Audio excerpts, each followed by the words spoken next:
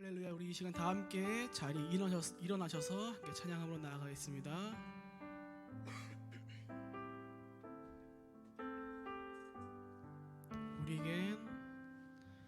우리에겐 소원이 하나 있네. 주님 다시 오실 그날까지 우리 가슴에 새긴 주의 십자가 사랑, 나의 교회를 사랑케 하네. 주의 교회를 향한 우리 마음, 희생과 포기와 가난과 고난, 하물며 죽음조차 우릴 막을 수 없네. 우리 교회는 이 땅에 임한 교회를 교회되게,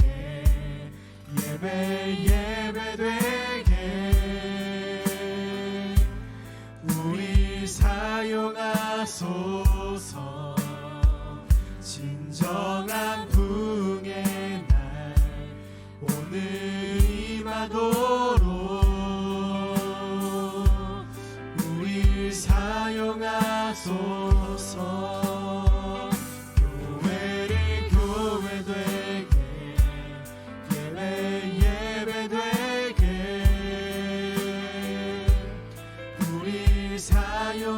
사용하소서. 진정한 부흥의 날 오늘 임하도록 우리 사용하소서. 소리 높여서 교회를 교회되게, 예배되게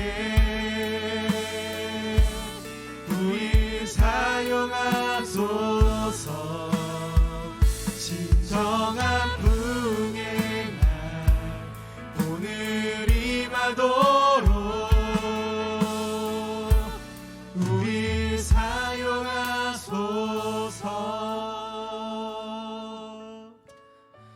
살아계신 하나님 아버지, 이 아름다운 주일, 주의 백성들이, 당신의 자녀들이 이 시간 다른 것을 눈 돌리지 아니하고 하나님을 만나기 위하여, 주님을 대면하기 위하여 이 시간 주님의 전에 모였습니다. 복의 근원 되시는 주님, 우리 가운데 주님의 나라를 펼쳐 가시옵소서. 우리 통하여서 우리가 주님의 나라를 경험케 하여 주시옵소서. 그 무엇보다 우리의 영혼이 살아가는 그 영적인 부흥이 우리 가운데 일어날 수 있도록 인도하여 주시옵소서. 각 한 사람 한 사람마다 주님 그 영적인 갈급함을 채워주시어서 우리가 회복을 경험할 수 있도록 인도하여 주시옵소서. 이 시간 우리의 목소리를 높여 주님의 이름을 찬양합니다. 우리 고백을 통하여서 홀로 높임 받아 주시옵고, 이 시간 우리가 주님을 향해 우리 시선을 돌릴 수 있도록 인도하여 주시옵소서. 우리와 함께 동행하실 것을 믿고 감사하며 예수님의 이름으로 기도합니다. 아멘. 우리 이 시간에는 함께 새로운 찬양을 좀 함께 찬양하며 나아가도록 하겠습니다. 우리 오늘 본문과 동일한 로마서 12장 1절과 2절의 말씀이 들어가 있는 고백입니다. 우리 시간 마음을 다하여 우리 말씀을 음미하면서 함께 한 절씩 고백하면서 나아가겠습니다.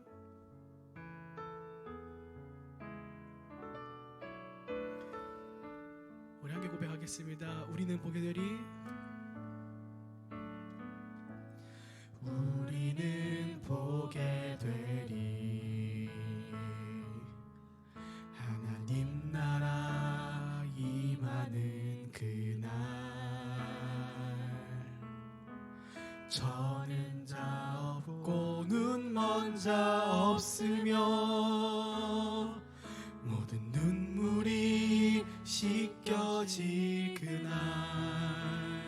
우리는 알게 되리, 우리는 알게 되리 온 세상의 주인 되신 주님을. 모든 열방들 깨어 일어나 주님 오심을 예비하라.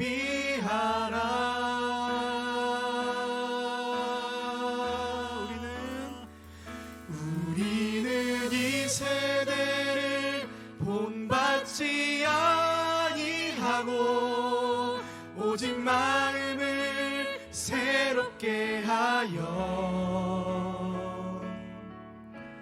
주님의 선하시고 기뻐하시는 뜻을 분별하며 살아가리라.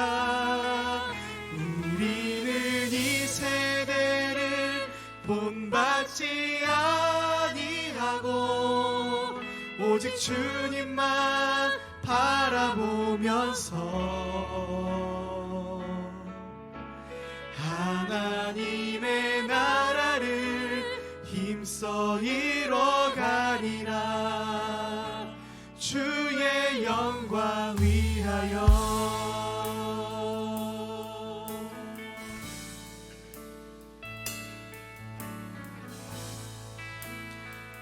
우리 시간 말씀을 마음에 품고 다시금 고백하겠습니다. 우리는 보게 되리. 우리는 보게 되리. 하나님 나라 임하는 그날. 저는 자 없고 눈 먼 자 없으며 모든 눈물이 씻겨질 그날. 우리는 알게 돼 온 세상의 주인 되신 주님을. 모든 열방들아 깨어 일어나 주님 오심을 예비하라. 우리는 이 세대를 본받지 아니하고 오직 마음을 새롭게 하여 주님의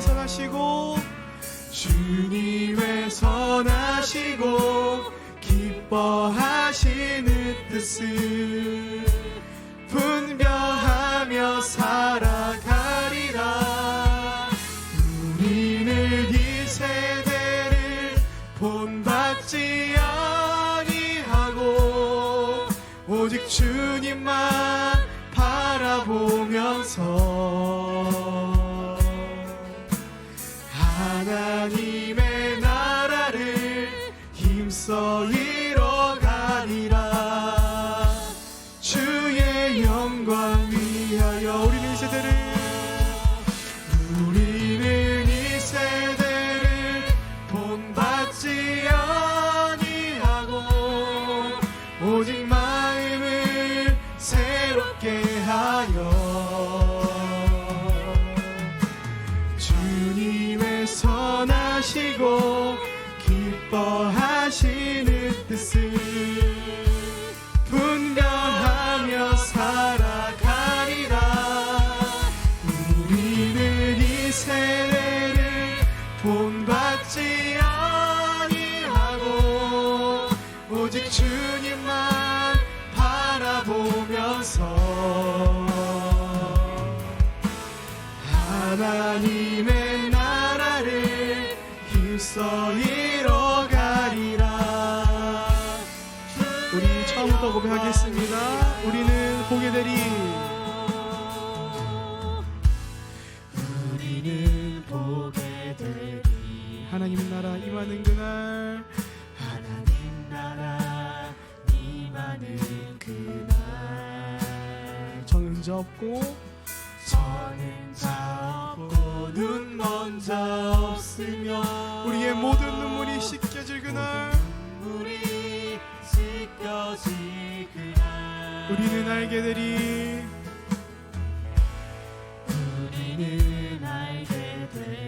온 세상의 주인 되심을 세상의 주인 되신 주님을 모든 열방들아 깨어 일어나 모든 열방들아 깨어 일어나 주님 오심을 예비하라. 함께 우리는 이 세대를 본받지 아니하고 오직 마음을 새롭게 하여 주님의 선하시고 기뻐하시는 뜻을 분별하며 살아가리라. 우리는 이 세대를 본받지 아니하고 오직 주님만 바라보면서 하나님의 나라를 힘써 이뤄가리라.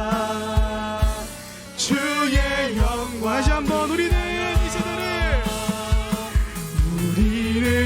세대를 본받지 아니하고 오직 마음을 새롭게 하여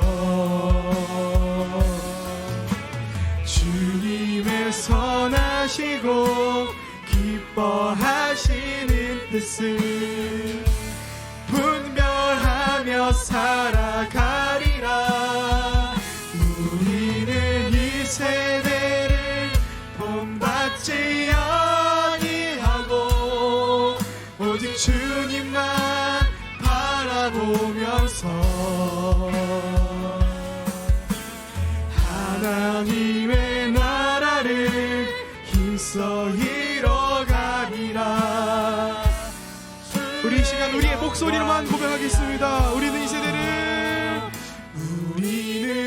세대를 본받지 아니하고 오직 마음을 새롭게 하여 주님의 선하시고 기뻐하시는 뜻을 분별하며 살아가리라. 우리는 이 세대를 본받지 아니하고 오직 주님만 바라보면서 하나님의 나라를 힘써 이뤄가리라. 주의 영광을 우리는 이 세대를 본받지 아니하고 오직 마음을 새롭게 하여 주님의 선하시고 기뻐하시는 뜻을 분별하며 살아가리라. 우리는 이 세대를 본받지 아니하고 오직 주님만 바라보면서 하나님의 나라를 힘써 이뤄가리라. 주의 영광 위하여 주의 영광 위하여 주의 영광 위하여 우리 마지막으로 주의 영광 위하여 할렐루야. 이 영광의 모습을 드렸습니다. 주님과 주님의 말씀을 따라 나아갑니다. 할렐루야.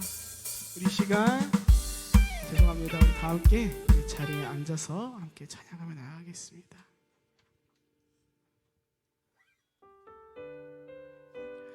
주님, 이 시간 우리가 주님을 보게 하여 주시옵소서. 우리 함께 고백함으로 나아갑니다. 나의 주님께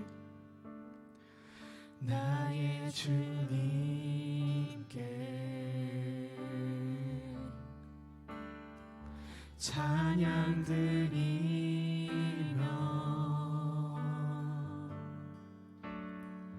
그 크신 사랑 주님 제 감사해.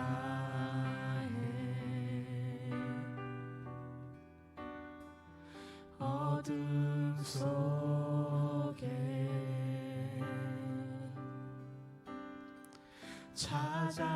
찾아오셔서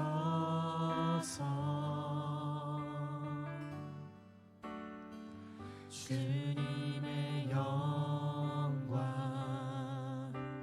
보게 하시네.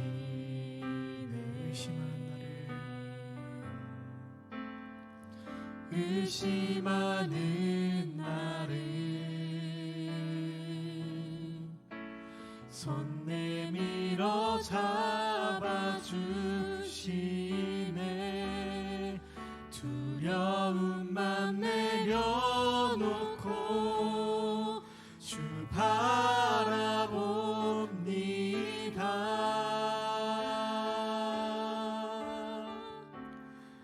주님을 보게 하소서. 나를 붙드소서.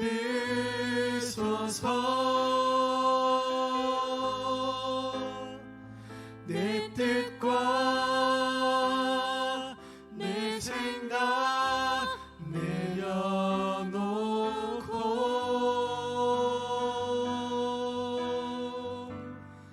주님 앞에 나 엎드려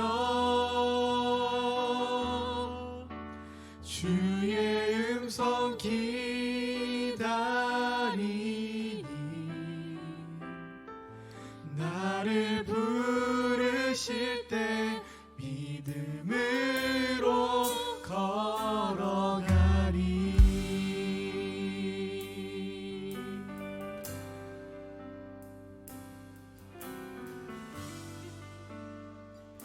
우리 처음부터 고백합니다. 나의 주님께, 나의 주님께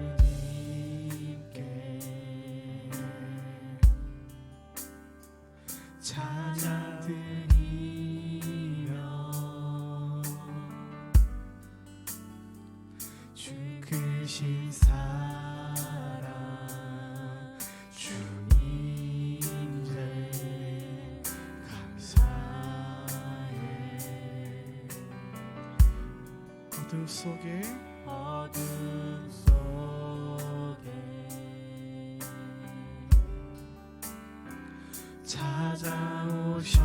찾아오셔서 주님의 영광 보게 하시네.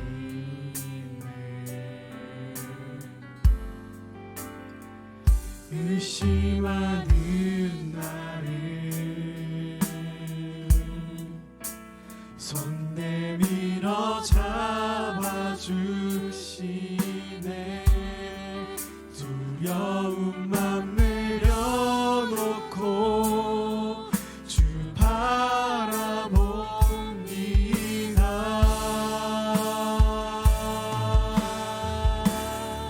주님을 보게 하소서.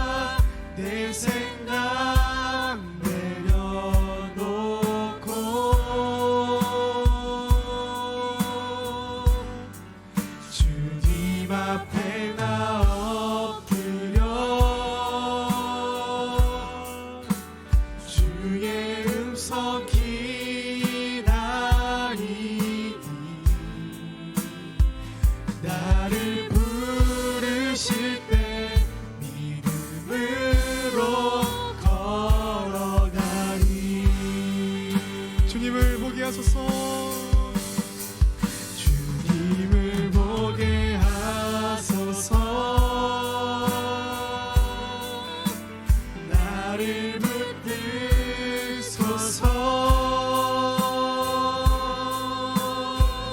내 뜻과 내 생각 내려놓고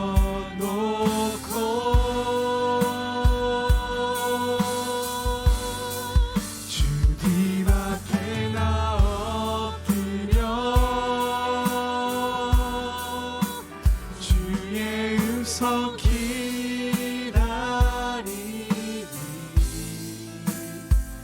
나를 부르실 때 믿음으로 걸어가니.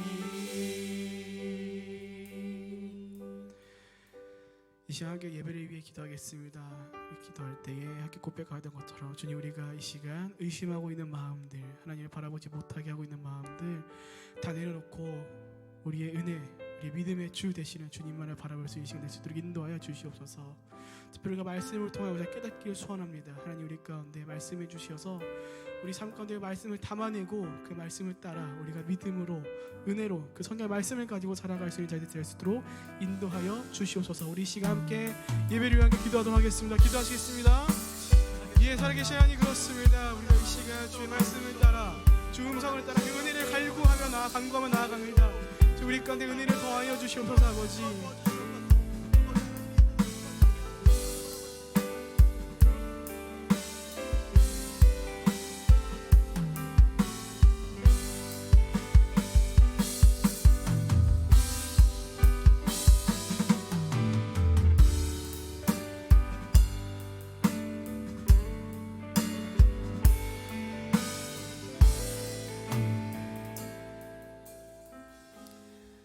사랑과 은혜가 풍성하신 하나님 아버지, 이 시간 주님의 귀한 자녀들이 주님 앞에 나와 감사와 찬양으로 경배를 드리오니 우리의 예배를 기뻐 받아 주시옵소서.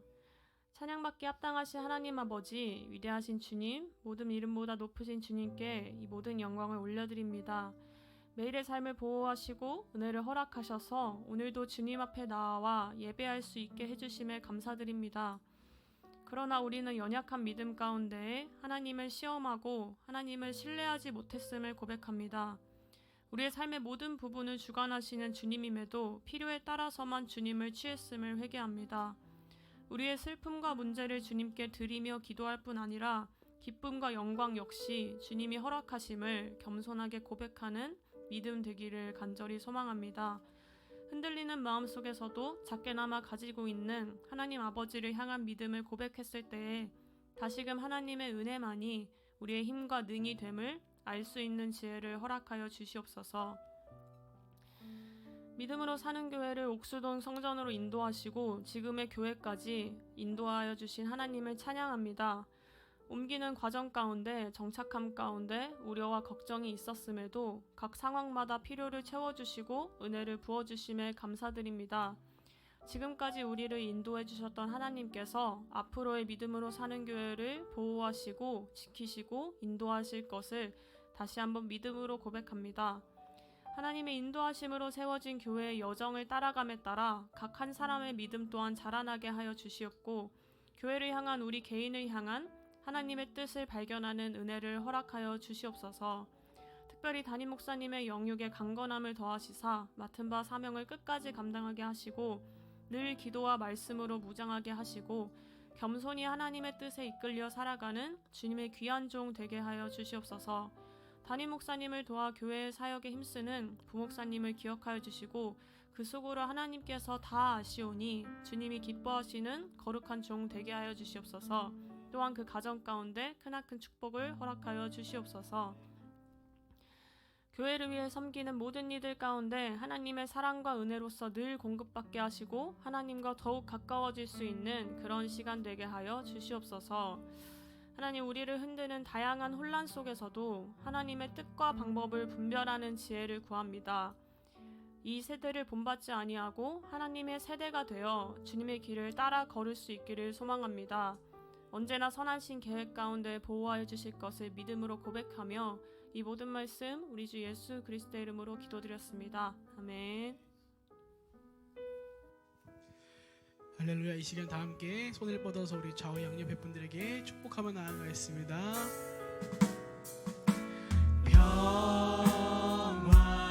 하나님의 평강이 당신의 삶에 넘쳐나기를 평화 하나님의 평강이 당신의 삶에 가득하기를 축복합니다.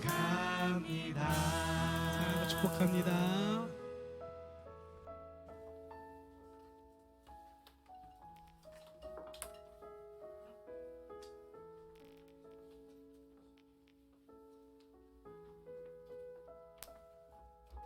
오늘 하나님께서 우리에게 주시는 말씀은 로마서 12장 1절부터 2절까지의 말씀입니다.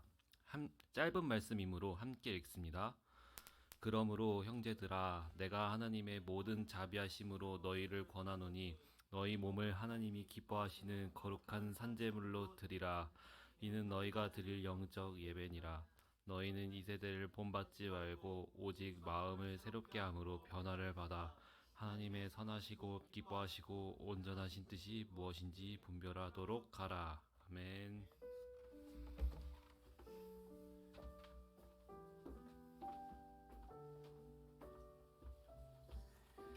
할렐루야. 주일날 이렇게 여러분을 주님의 이름으로 환영하고 축복합니다.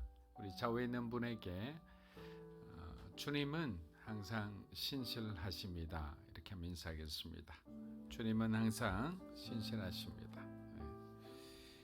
성실하신 하나님께서 저와 여러분의 삶 가운데 잊지 못할 그런 매일매일의 시간을 쌓아주시리라 믿습니다. 그래서 여러분들 절대로 어떤 환경 속에서 여러분을 발견하지 마시고 말씀 속에서 여러분에게 주신 믿음 속에서 여러분을 바라볼 수 있게 되기를 주의 이름으로 축복합니다. 자, 오늘 광고는 예배 후 광고로 하도록 하겠습니다. 그리고 또 오늘 또 우리 건식 형제를 또 보내는 시간도 있고 해서 자, 우리 기도하겠습니다. 하나님 아버지, 오늘은 종교 개혁을 기념하는 주일입니다.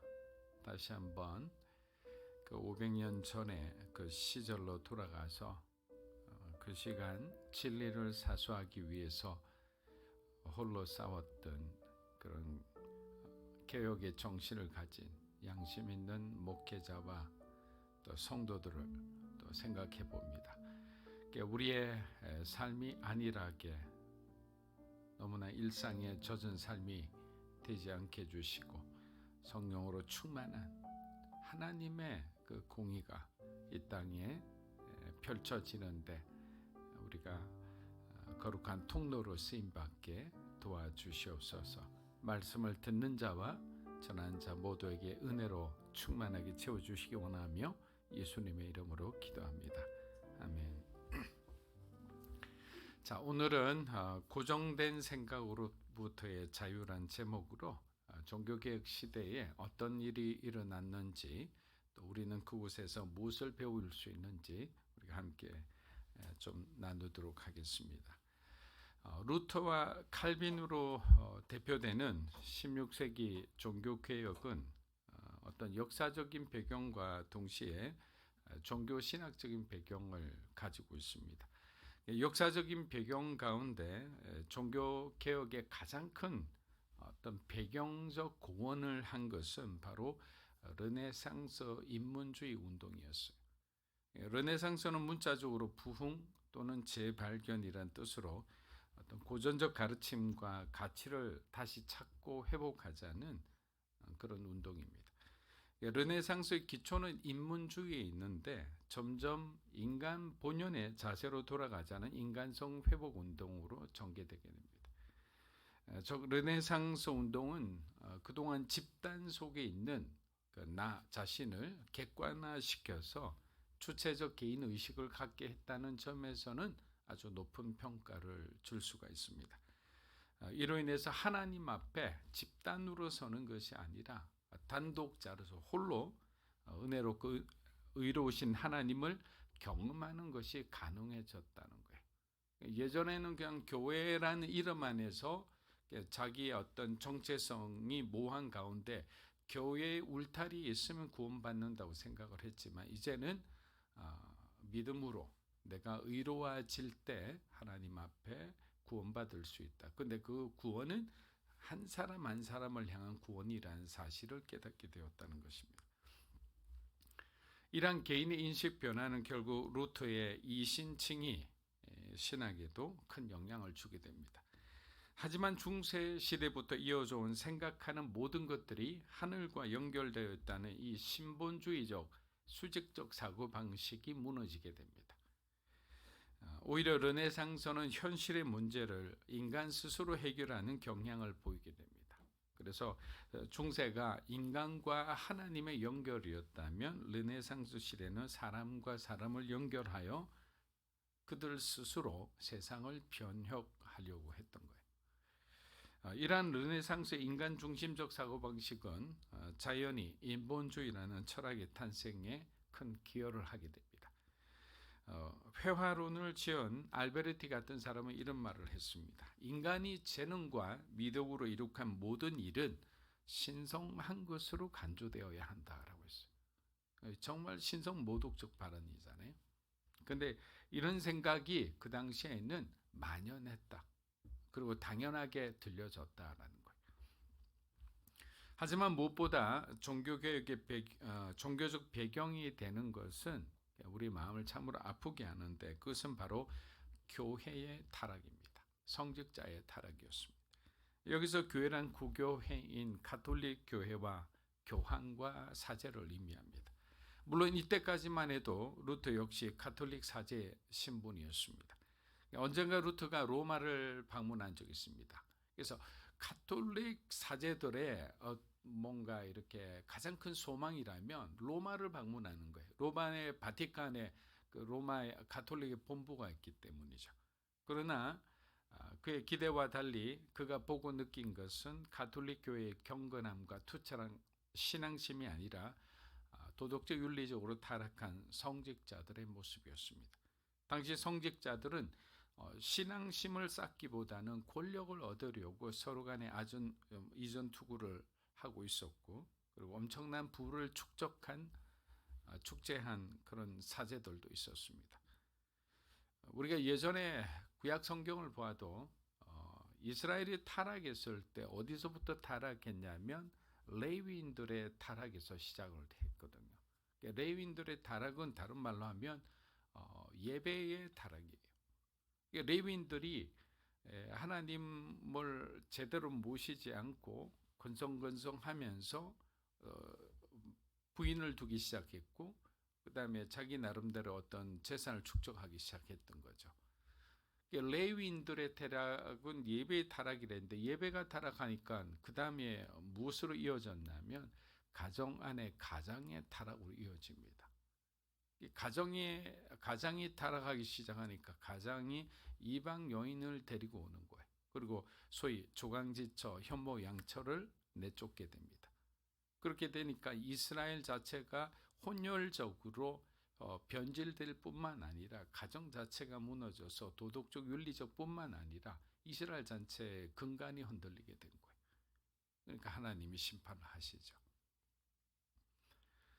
이런 어떤 종교에 있어서 리더들의 타락은 굉장히 심각하고 그리고 위기 상황이라는 것을 우리에게 잘 보여줍니다. 예수님께서 바리새인들을 향해 하신 외식하는 자들이라고 꾸짖는 비유는 바로 이 시기의 암울한 교회의 상황을 잘 보여주는 것 같습니다. 외식하는 자들이란 겉으로는 도덕적으로 경건해 보이지만 내면은 부정하고 타락한 사람을 말하는 거예요. 겉과 속이 다른 사람이에요.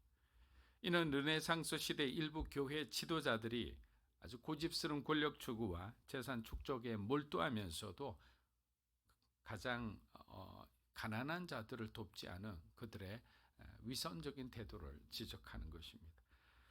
결국 교회의 타락이 임계점에 다다르자 이 임계점이라는 것은 하나님 보시기에 이것은 악하다고 더 이상 내버려둬서는 안 된다고 생각하자 하나님은 루트와 같은 사람들을 통해 종교 개혁을 이루셨고 루트는 95개조 반박문을 발표함으로 교회의 제도적 개혁에 불을 당깁니다. 95개조 반박문의 내용을 보면 메인 내용이 뭐냐? 교황의 권력과 신성함을 비판하는 거예요. 어찌 교황이 하나님 그 레벨에 올라가 있을 수 있는가? 어찌 교황의 말이 성경보다 우선할 수 있는가라는 거예요. 성경의 권위보다 교황의 말이 위에 있었던 거예요. 우리가 말세에 되면 그런 세상이 올 수도 있습니다. 또한 면죄부를 판매하고 금지하려는 것에 바로 이 종교개혁의 핵심 목적이 있었던 거예요. 종교개혁은 면죄부 판매에 대한 강력한 저항과 반성의 촉구로 시작되게 됩니다. 여러분들도 교회의 면죄부에 대한 얘기를 아마 들어보신 적이 있을 겁니다. 교회가 하나님을 대신해서 인간의 죄를 용서할 수 있는 권한이 있다는 이 주장은 성경 어디에도 찾아볼 수가 없어요. 죄를 사할 수 있는 것은 오직 하나님밖에 없죠. 예수님이 내가 죄를 사해 준다고 병을 고친 사람에게 네 죄가 사해서니 이제 가라고 얘기했을 때 그 옆에 있던 바리새인과 서기관들이 노발대발하면서 네가 누군데 참나마도다. 네가 어찌 죄를 사한다 하느냐. 하나님만이 죄를 사할 수 있는데 이렇게 하면서 그들도 이제 그 사실은 정확하게 알고 있었죠. 그러나 예수님이 그들의 구원자라는 사실은 눈도 어둡고 귀도 어두워서 알지를 못하는 거예요.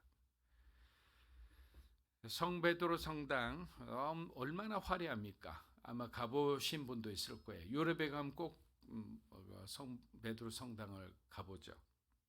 근데 이 건축 작업을 마련하는데 돈이 없는 거죠. 그래서 면죄부를 남발했다고 하는데 예수님께서는 건물이 아니라 너희가 하나님의 성전이라고 하셨잖아요. 자, 그러면 이 사람들은 사제 정도 되면 굉장히 공부를 많이 했을 거 아니에요. 그런데 성경에 나오는 예수님의 말씀조차도 제대로 해석하지 못한다는 것이 얼마나 영적으로 그들이 어둠 가운데 있었는가를 반증해 줍니다. 즉 신앙이 아니라 건물에 집착하는 오류를 범한 거예요. 한국 교회도 마찬가지라 생각합니다. 그런데 일반 성도들이 가톨릭 교회 전행에 순응할 수밖에 없었던 아주 큰 두 가지 이유가 있었어요. 첫 번째 이유는 성경에 대한 접근성의 한계가 있었다. 일반 사람들은 성경을 함부로 가질 수가 없었어요. 그 당시 성경은 주로 라틴어로 되어 있었습니다. 그래서 이를 읽을 수 있는 지식과 교육을 가진 사람은 대부분 성직자나 귀족이나 학자들에게 한정되어 있었어요. 그리고 성경을 그 당시 한 사람 하나하나 필사했기 때문에 어떻게 되느냐? 어떻게 됩니까? 필사하니까 숫자가 부족할 수밖에 없는 거예요. 따라서 지금과 달리 성경은 일반 사람들에게는 매우 접근하기, 가질 수 없는 그런 책이었다라는 거예요. 둘째, 교육의 부족이죠. 자, 당시 대다수 일반인들은 교육을 받지 못했습니다. 그래서 글을 읽거나 쓰는 것이 불가능했어요. 당시 유럽의 문맹률은 60%가 넘었어요. 그래서 성경의 내용은 주로 성직자들이 높은 곳에 서서 일방적으로 전달하는 그것이 전부였다는 거예요. 그래서 성직자가 성경의 내용을 자의적으로 해석해서 자기 마음대로 설교를 해도 성도들은 그것을 모르는 거예요. 그냥 아멘 아멘 하는 거예요. 그러니까 면죄부라는 말도 안 되는 것이 성도들에게 통하기 시작했던 거예요. 왜? 성경을 모르니까, 말씀을 모르니까. 말씀을 모르니까 무지하게 되죠. 그러니까 시키는 대로 잘못된 길인데도 그냥 따라가게 되는 겁니다. 그래서 루터는 결정을 하는 거예요. 무엇을 하느냐? 그는 성경을 자신이 직접 만들기로 합니다. 그런데 마침, 여러분, 이 마침이라는 거, 갑자기 이런 뜻은 성경에 나올 때 어떤 의미입니까? 하나님의 타이밍이죠. 하나님의 개입하심이죠. 자, 루트가 아무리 성경을 만들고 싶어도 그것을 갖다가 대량 보급하는 데는 한계가 있었던 거죠. 그런데 마침 인쇄술을 발명한 구텐베르크가 등장합니다. 이거는 너무나 우연치고는 묘한 필연이지 않습니까? 그래서 구텐베르크가 인쇄술을 발명하여 성경은 이제 본격적으로 대중들에게 보급되기 시작합니다. 그래서 루트가 제일 먼저 발간한 성경은 독일어 성경이었어요. 1522년 9월에 출판하게 됩니다. 종교개혁사를 읽어보면 곳곳에 하나님의 섭리적 사건들이 숨어있음을 보게 됩니다. 왜? 하나님은 아브라함의 하나님만이 아니잖아요. 루터의 하나님이자 오늘날 저와 여러분의 하나님이죠. 하나님은 과거나 현재나 그리고 내일이나 영원토록 동일하신 분이잖아요. 그래서 과거의 어떤 역사에서 우리가 교훈을 배울 수 있는 것은 과거의 하나님의 시각에서 그것이 나쁘다고 하면 오늘에도 나쁜 거예요. 그래서 그것을 답습하거나 그것을 똑같이 해서는 안 된다는 거예요. 성경의 이야기가 오늘 우리에게도 그대로 적용되고 우리에게 교훈이 된다는 것은 그때나 어디나 전도서 말씀처럼 해 아래 새 것이 없는 거예요. 똑같은 일로 고민하고 똑같은 일로 고통받고 똑같은 일로 우리는 죽는 거예요.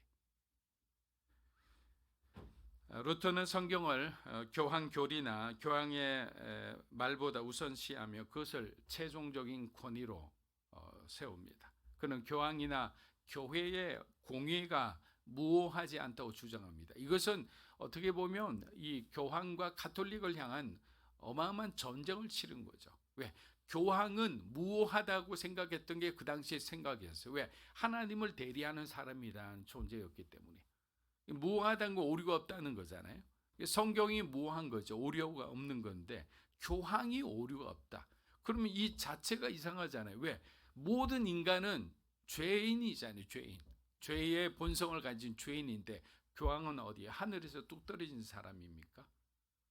그 정도로 중세시대에 가톨릭은 부패했고 어두웠습니다.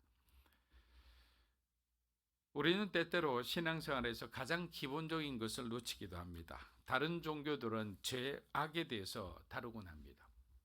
그러나 성경은 이 죄의 본질에 초점을 맞추고 있다는 생각을 우리는 놓쳐서는 안 돼요. 왜냐? 죄와 죄악은 서로 다른 거예요.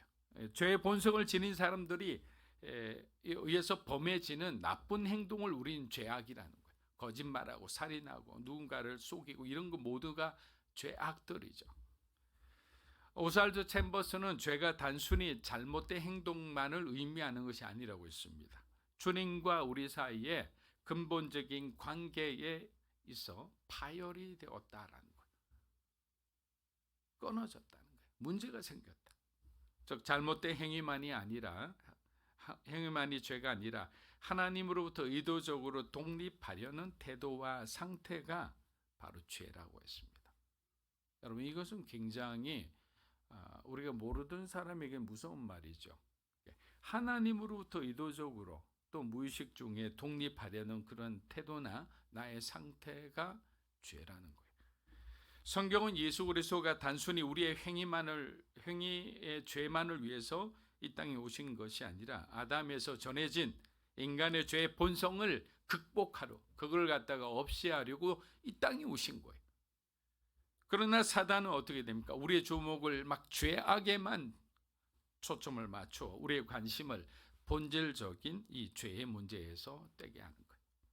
심지어 교회에서도 종종 죄악에 대해서 지적하고 비판하는 경향이 있습니다. 이것은 이런 설교를 듣거나 이런 강의를 듣거나 이런 공부를 하게 되면 우리가 도덕적 윤리적으로는 좋은 사람이 될 수 있지만 제일 중요한 우리의 구원에 대해서는 별로 도움이 되지 않아요. 교회와 성도들의 열심히 잃어버린 영혼들이 열심으로 막 잃어버린들이 막 하나님께로 돌아온다는 거 하나님 기뻐하시겠죠.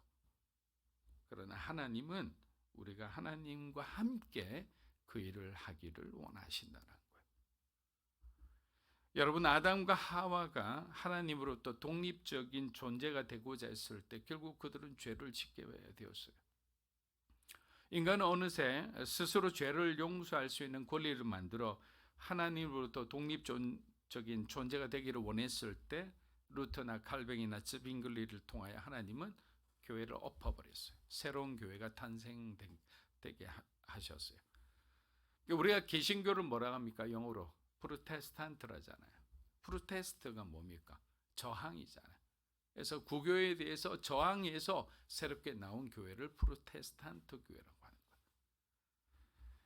거예요. 무슨 일이든 주님과 함께 하시기를 축복합니다. 작은 일이라도 괜찮아요. 이거는 그냥 내가 할 수 있는데 아니에요. 그것도 우리 안에 있는 독립적인 마음이에요. 다윗이 스스로 결정하지 않고 항상 기도 가운데 주님과 함께 있음을 알 수 있는 것이 바로 시편인 거예요. 시편 보면 정말 온갖 얘기가 다 있잖아요. 여러분 안에 있는 하나님으로부터 멀어지고자 하는 그 성향을 버리셔야 됩니다. 그렇게 하나님을 의지하지 않고 이룩한 모든 것은 우상에 불과하다. 안타깝지만 기도하지 않고 사역하는 것도 우리 안에 있는 죄의 본성에서 나오는 거다. 하나님이 주신 꿈이 아닌 내가 하고 싶은 것을 계속 쫓아가려는 그 마음도 제가 주는 독립심이라는 거예요. 이 독립이라는 것은 좋은 의미가 아니라 하나님으로부터의 분리예요. 결국 그 꿈을 이룰수록 좋아지는 것이 아니라 우리는 점점 하나님으로부터 멀어지게 되는 거예요. 여러분들도 몸과 마음이 건강해지기를 원하실 겁니다. 그런데 치유도 병을 고치는 의사와 함께 같이 하나가 될 때 병이 빨리 낫게 되죠. 왜냐하면 의사에 대해서 불신이 생기면 어떤 마음이냐면 그 사람이 주는 약을 먹지 않아요. 그리고 자기가 아는 지식으로 이쪽 저쪽에서 기동량을 해서 약을 구해다 먹으니까 병이 나을 수가 없죠. 마태복음 11장 28절입니다. 수고하고 무거운 짐진 자들아 다 내게로 오라. 내가 너희를 쉬게 하리라. 다시 한번 읽겠습니다. 수고하고 무거운 짐진 자들아 다 내게로 오라. 내가 너희를 쉬게 하리라. 자, 흔히 우리가 마음속으로 또 어떤 삶의 어려움을 겪은 사람, 방황하는 사람들에게 우리는 이렇게 권면합니다. 뭐라고 합니까? 이제 주님께로 돌아가셔야 합니다. 주님을 만나셔야죠. 주님은 당신을 기다리고 있습니다. 주님을 만나는 순간 당신의 삶에 새로운 변화가 일어날 겁니다. 이것은 지식으로 아는 것이 아니라 여러분이 정말 인격적으로 하나님을 경험할 때 지금까지 내가 붙들고 있었던 그 모든 것이 헛되고 헛되다는 것을 알게 될 거예요. 주님께로 돌아오세요. 주님이 이렇게 말씀하시잖아요. 우리가 짐질 필요 없습니다.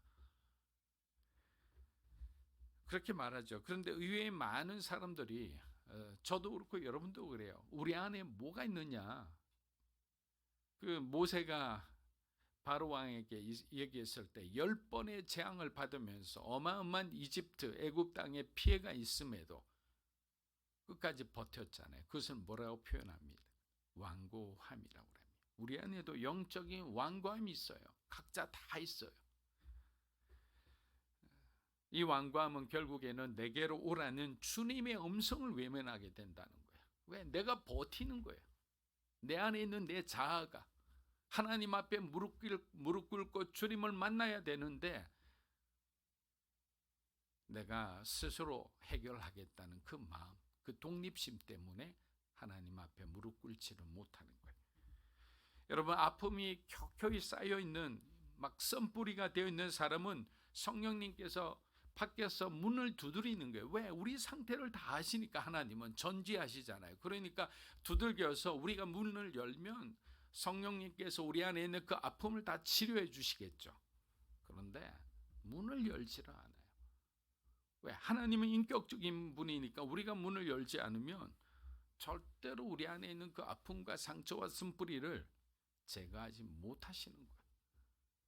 분명히 말씀했잖아요. 수고하고 무거운 짐진 자들아 다 내게로 오라. 그리하면 내가 너희 마음을 치유하리라. 내가 너에게 새 힘을 주리라. 그런데 여러분 안에 있는 완고함과 여러분 안에 있는 어떤 죄가 주는 그런 독립심, 하나님으로부터 멀어지고 내 스스로 해결하는 그 의지와 성향이 하나님을 거부하게 되는 거예요. 여러분, 오직 믿음, 오직 은혜로 살아가는 죄인들이 주님 앞에 더 이상 부끄러워할 일이 뭐가 있겠습니까? 모든 것을 다 알고 계시다 했잖아요. 우리는 더 이상 주님 앞에 저항할 이유를 찾을 수가 없어요. 여러분이 건강을 되찾기 위해서는, 여러분이 삶의 회복이 되기 위해서는 가능한 모든 수단을 다 동원해야 되겠죠. 하지만 자존심 때문에 문을 열지 않는 이 태도가 바로 죄가 주는 그러한 성향이라는 사실입니다. 우리가 순종하지 않는 것도 사실 영혼 깊은 곳에서 하나님께 속하고자 하는 마음이 없기 때문에, 그래서 우리가 이 마음을, 가슴을 부여잡고 하나님 앞에 기도해야 되는 거예요. 우리의 깊은 마음으로부터 변화가 되기를 원해서, 내 생각과 내 마음뿐만 아니라 보이지 않는 내 잠재 의식조차도 하나님께 굴복하게 해달라고. 내가 모르는 그 영역이 있다면, 욥이 말했듯이 부지불식간에 죄를 저지른 것이 있다면 우리 아들, 우리 자녀들을 용서해 주십시오라고 그렇게 제사를 드렸듯이, 우리도 모르잖아요. 우리 어떤 마이너 감성과 우리 안에 있는 그 숨겨진 그 잠재의식, 그것도 하나님 앞에 굴복할 수 있도록 기도해야 하는 거예요. 저도 어렸을 때부터 사실 나누는 건 좋아했는데 도움을 받는 것을 부담스러워했습니다. 특히 유학생 시절에는 IMF까지 겹쳐 생활하기에 참 힘들었습니다. 그래서 힘들어도 누구에게 도움을 부탁을 하지 못하니까 혼자 그렇게 어렵게 버텼습니다. 근데 너무도 이런 저의 모습이 불쌍했는지 하나님께서는 정말 좋은 멕시코 친구도 붙여주시고 이렇게 주변에서 저를 도울 수 있는 친구들을 붙여주셨어요. 근데 한국 사람은 없고 다 외국 사람이었어요. 그리고 이민교회에서 많은 도움을 주셨습니다.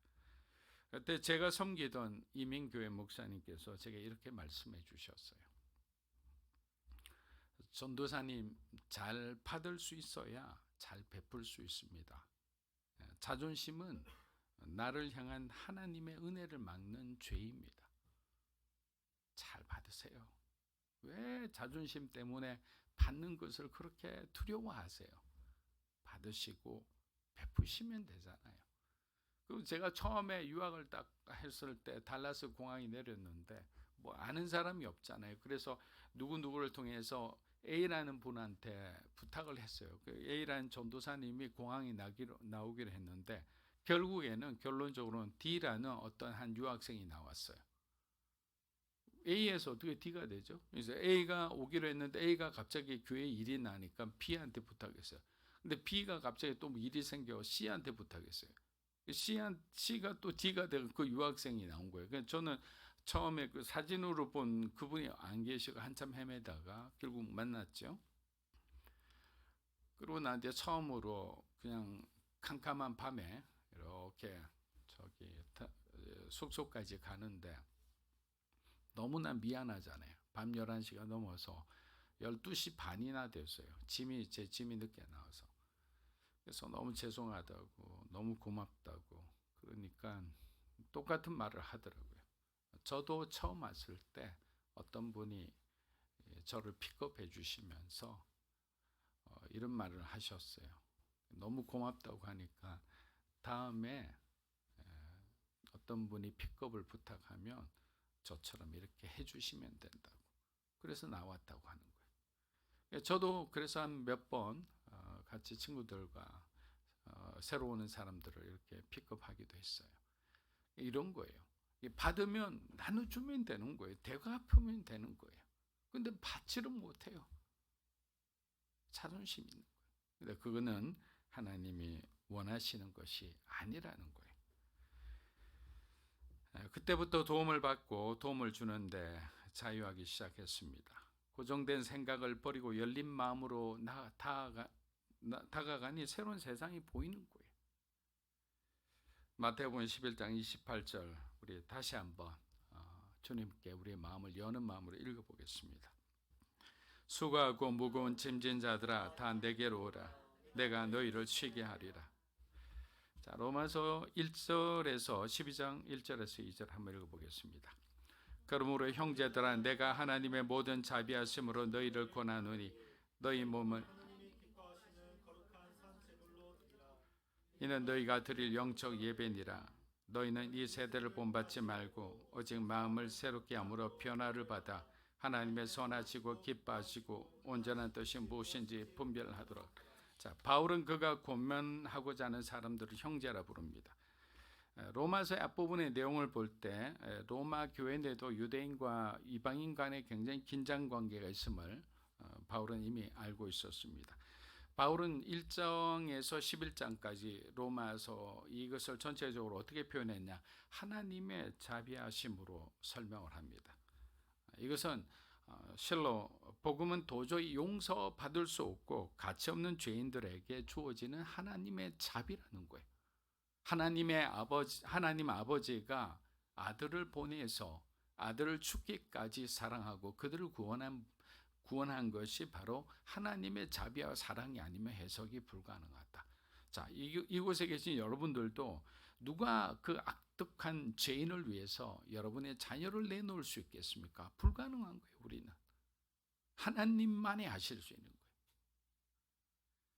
과거에는 세상에 속한 사람들이었다면 이제는 하나님의 자녀가 되니 너희는 하나님의 방식으로 살아야 한다. 동시에 중요한 말씀드립니다. 우리 몸에 대한 권리를 하나님께 드려라는 거예요. 근데 왜? 우린 자꾸만 우리 몸에 대한 권리를 내가 가지고 내가 핸들링하고 있잖아요.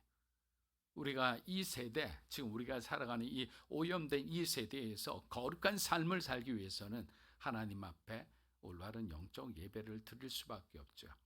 근데 그 영적 예배라는 것은 이런 회종 예배만 말씀드리는 게 아니고 여러분의 가정과 직장과 사업과 우리의 사회에 있는 모든 공동체 안에서 성교적 교회의 교인처럼 우리가 그곳에서 빛이 되고 소금이 되는 것을 의미하는 거예요. 교회 안에서만 좋은 사람이 되지 말라는 거예요. 교회 밖에서도 선한 영향력을 끼칠 수 있는 사람. 그 사람은 어떤 사람인가? 세상과 구별된 사람이라는 거죠. 성령으로 충만한 사람이라는 거예요. 사랑하는 여러분, 종교개혁은 기독교의 본질로 돌아가자는 아주 거대한 움직임이었습니다. 그리고 본질이라는 것은 결국 우리가 성경으로 돌아가 우리가 하나님을 다시 우리 마음속으로 회복하는 거라고 생각합니다. 여러분의 삶에 다시 한번 하나님과 분리된 부분이 있다면 오늘 이후로 여러분아 그리스도와 연합하여 주님이 기뻐하시는 삶을 살게 되시기를 주의 이름으로 축복합니다. 아멘. 자, 기도하겠습니다.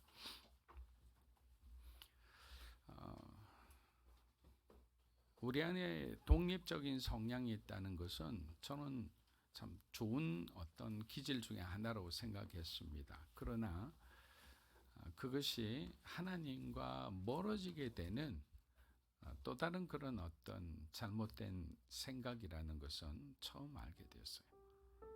이 시간 우리가 기도했으면 좋겠습니다. 하나님을 떠나 하나님과 함께하지 않고 하나님의 그 주권을 인정하지 않고 하는 일에 대해서 우리가 잘 분별하게 하시고 언제나 무릎 꿇고 우리의 자존심을 찢어내서 자존심이 아니라 자존감을 가지고 하나님 우리를 통해 일하시는 그 일들을 우리가 순종하여 풍성한 주님의 주시는 열매를 맺을 수 있도록 우리가 그렇게 순종하게 하여 주시옵소서. 기도하겠습니다. 살아계신 아버지 하나님 감사합니다. 우리가 살아가는 동안 얼마나 우리가 스스로 독립적으로 하나님을 제외하고 하나님을 외면하고 살아가는지 모르겠습니다. 하나님 우리가 다시 한번 우리 마음속을 돌아봅니다. 우리 마음속이 다시 한번 정결해지고 거룩해지기 원합니다. 오직 하나님의 말씀에 반응하는 사람들에게 되기 원합니다. 어떠한 시간에 어떠한 종류의 하나님께서 명령하시더라도 우리는 그 주님의 말씀에 반응하고 순종하기 원합니다. 우리 스스로 무엇인가를 도모하는 것을 멈추게 하여 주시고 우리 안에 있는 속사람부터 강건해지고 하나님 정말 거룩하게 변화되기 원합니다. 하나님을 인정하지 않는 우리의 생각과 우리의 마음과 우리의 잠재의식 속에 있는 그 무엇이 있다면 그 모든 것이 하나님 앞에 굴복하게 하여 주시기 원합니다. 하나님을 인정하게 하여 주시기 원합니다. 하나님 우리 인생의 주권자가 되게 하여 주시옵소서. 주님 우리를 도와주시옵소서. 주님 우리를 이끌어 주시옵소서. 하나님 다시 한번 우리 안에 있는 절대없는 자존심을 주님 앞에 내려놓습니다. 우리를 치유하고 회복시키고 우리를 도우시는 그 하나님의 손길을 우리가 외면하지 않고 어리석은 선택하지 않도록 우리가 정말 오히려 자존감으로 살아갈 수 있도록 하나님, 우리가 많이 받을수록 많이 베풀 수 있는 사람이 되기 원합니다. 그 첫걸음에 그 첫 관문이 막히지 않도록 도와주시기 원합니다. 은혜를 주시옵소서.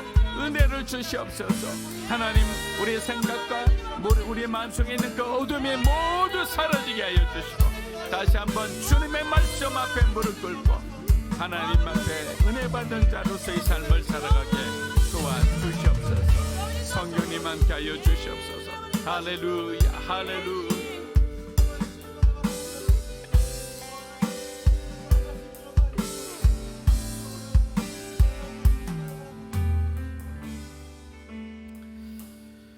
우리 이 말씀을 기억하며 다시 한번 우리 기도하도록 하겠습니다. 말씀 가운데 나타난 우리 오직 믿음 그리고 은혜라는 것은 우리가 결코 주님 없이 살아갈 수 없는 존재라는 것을 증명하는 말입니다.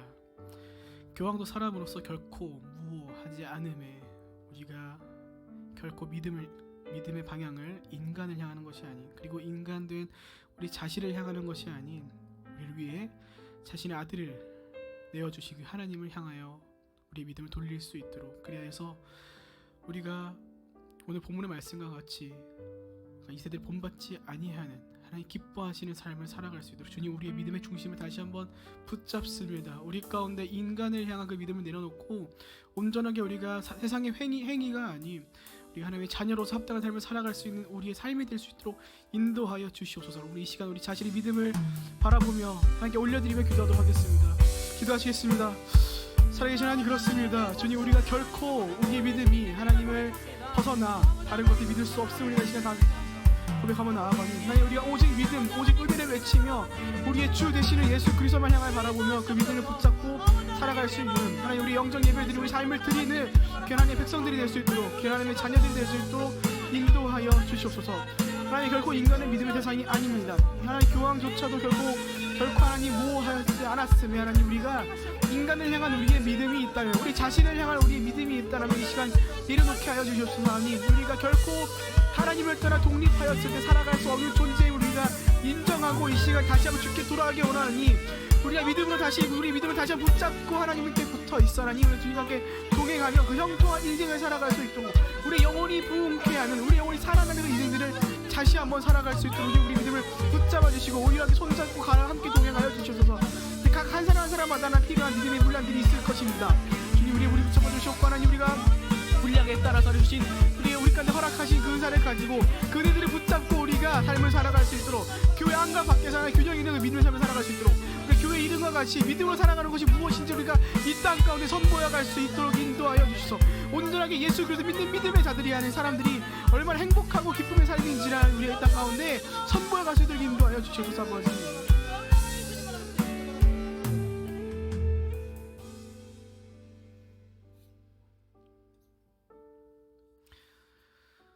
살아계신 하나님 아버지,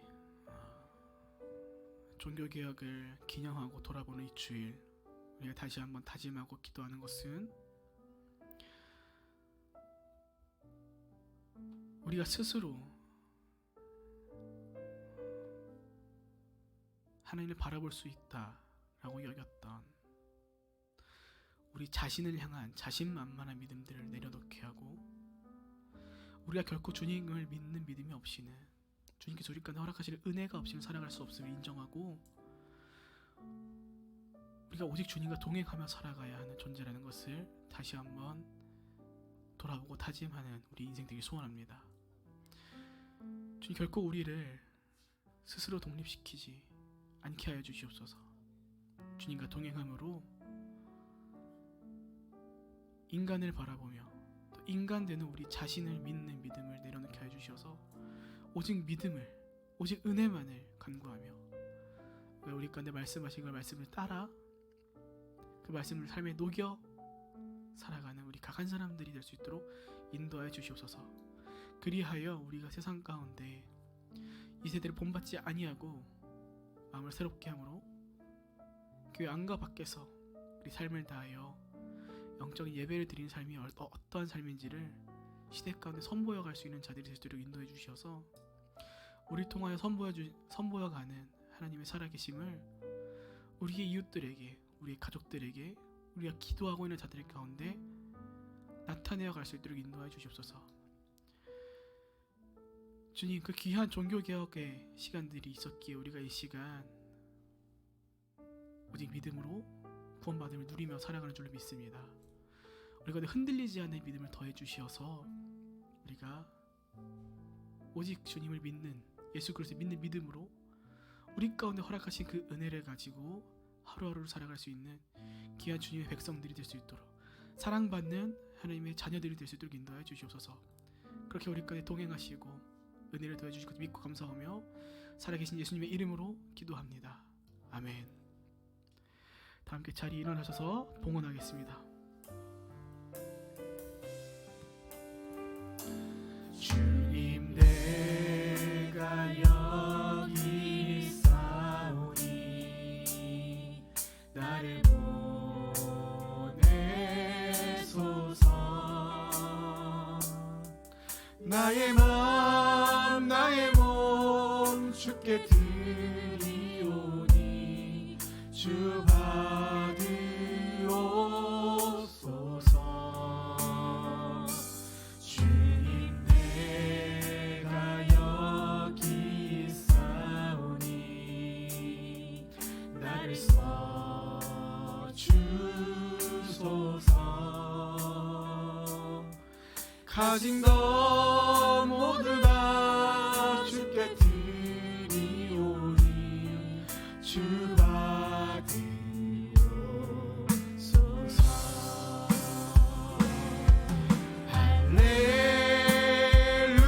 할렐루야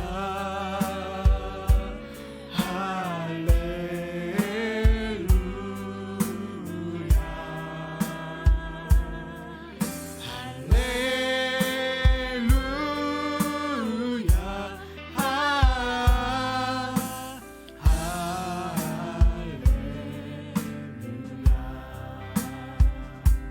나를 받으옵소서.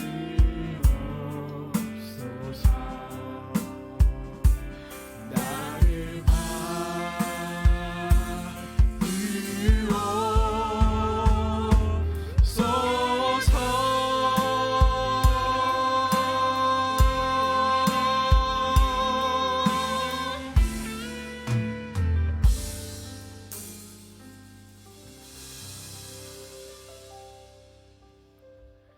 좋으신 하나님 아버지, 또 이렇게 우리에게 삶의 자리를 주셔서 또 열심히 일하게 해주시고 또 일한 만큼 또 우리에게 살아갈 또 일용할 양식을 주심에 감사합니다.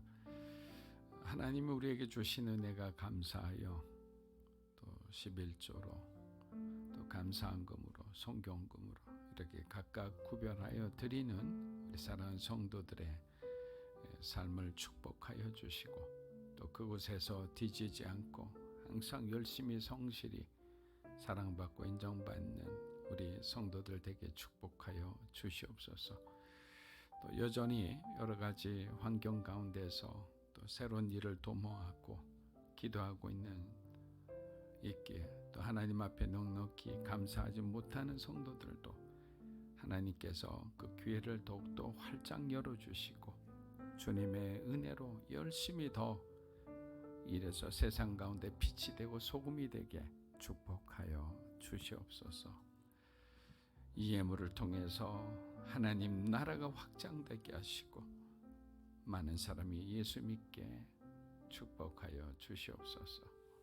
이제는 우리 주 예수 그리스도의 은혜와 하나님 아버지의 크고 놀라우신 사랑과 성령님의 감화 감동 교통하심의 역사가 하나님께서 우리에게 주신 은혜를 기억하며 오직 믿음, 오직 성경, 오직 은혜 이 가르침에 순종하며 우리 삶 속에서 선교사로 전도자로 예배자로 살아가기 원하는 사랑하는 믿음으로 사는 교회 성도 한 분 한 분의 삶과 가정과 소중한 자녀들 위해 이 자리에 계신 하나님의 거룩한 성도들 위해 영상으로 예배드리는 주님의 귀한 동역자들 위해 이 나라의 민족과 한국교회와 우리 선교사님과 일본 땅에 수많은 우리 귀한 사역자와 선교사님들 위해 이제로부터 영원토록 함께 하시기를 간절히 축원하옵나이다. 아멘.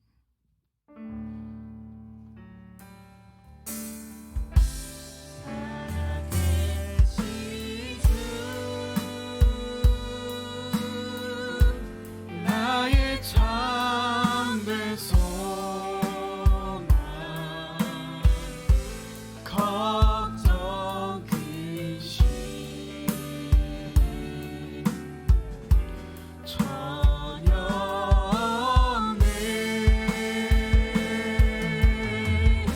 사랑의 주네 갈 길 인도하니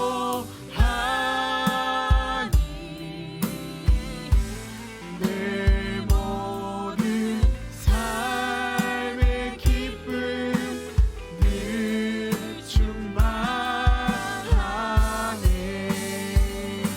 할렐루야. 하나님께 영광의 박수 올려드리겠습니다.